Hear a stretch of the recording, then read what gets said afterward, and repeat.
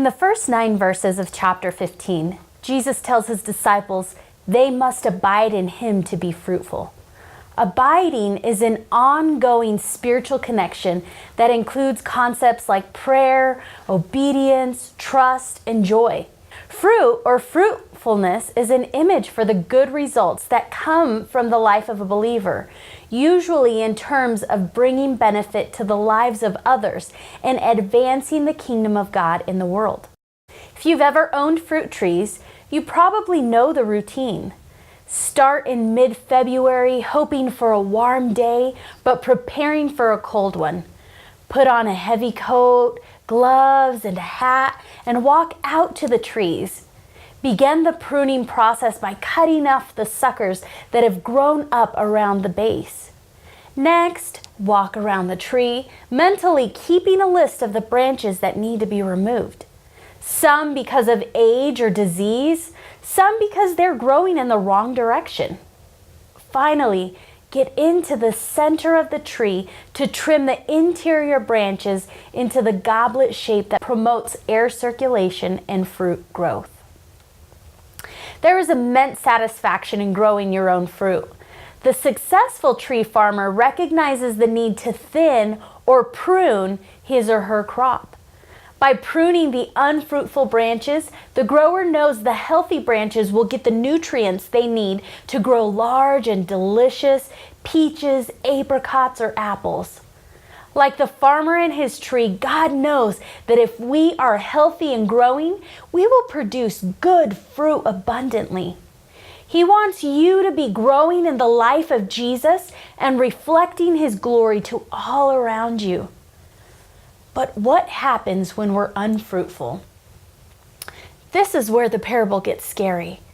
The same way the grower of fruit trees cuts off unfruitful branches and burns them, Jesus said, "Every branch in me that does not bear fruit, he takes away." The phrase, "in me," seems to imply that the believer might have superficial knowledge of Jesus, but not a true relationship like the person who is abiding in him. Verse 6 completes the scenario by saying, "If anyone does not abide in me, he is thrown away like a branch and withers, and the branches are gathered, thrown into the fire, and burned." To be successful, a farmer must be ruthless. Diseased or unfruitful branches that don't get pruned can ruin the crop and eventually the tree. God is not ruthless, but if we don't prune ourselves, he will. The responsibility for our spiritual health belongs to each of us.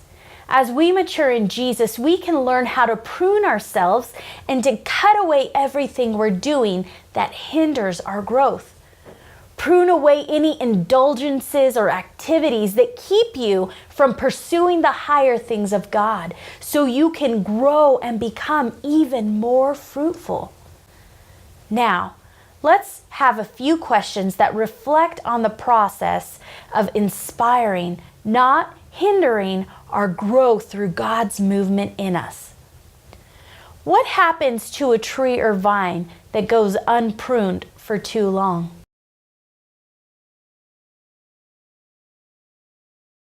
Take a few minutes to pray.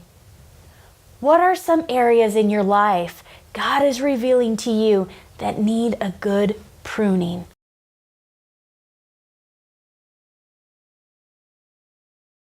And finally, think of some areas in your life where you'd like to thrive.